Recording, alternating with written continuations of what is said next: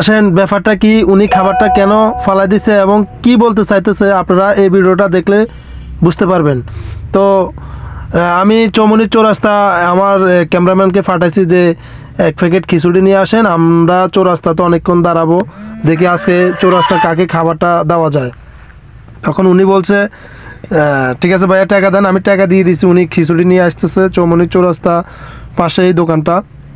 এটা হলো চৌমুহনী চৌরাস্তা, আমাদের লাল সবুজ পরিবহনের যে কাউন্টারটা, যেখানে আমাদের গাড়িগুলো সবার দাঁড়ায়, ওখানে আমার গাড়িটা এই যে দাঁড়িয়ে আছে।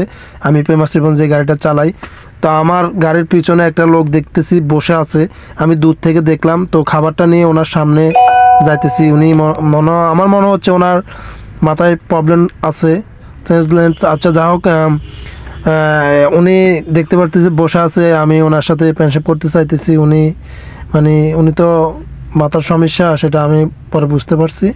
তো ওনাকে আমি খাবারটা নিজ হাতে ওনাকে আমি খাবার দেওয়ার ইচ্ছা ছিল, তো আমি খাবারটা ওনার সামনে নিলাম। আমার মনে বলছিল যে উনি আমাকে কিছু করবে না।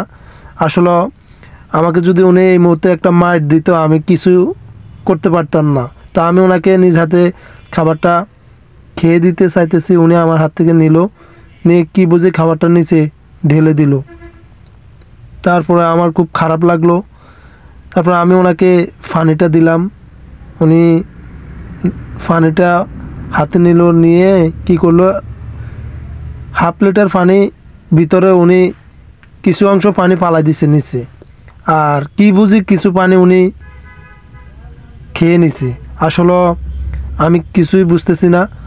তো আমার কাছে খুব খারাপ লাগলো যে উনি খাবারটা ফালাই দিল। তা আমি চলে যাচ্ছি।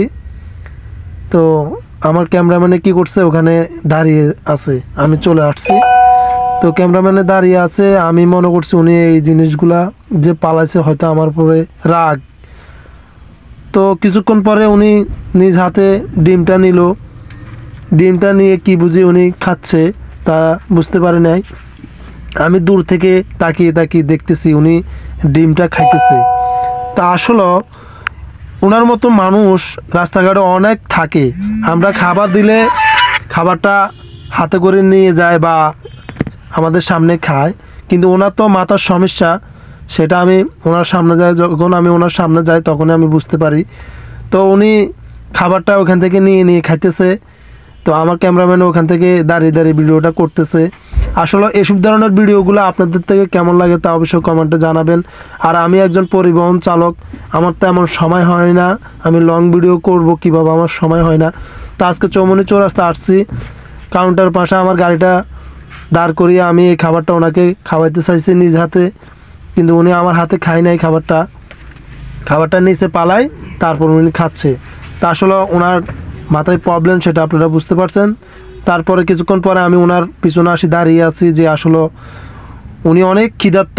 আমি বুঝতে পারলাম যে উনি অনেক ক্ষিধার্ত, খাবারটা উনি নিচে ঢেলে দিয়ে আবার ওখান থেকে নিয়ে খাইতেছে।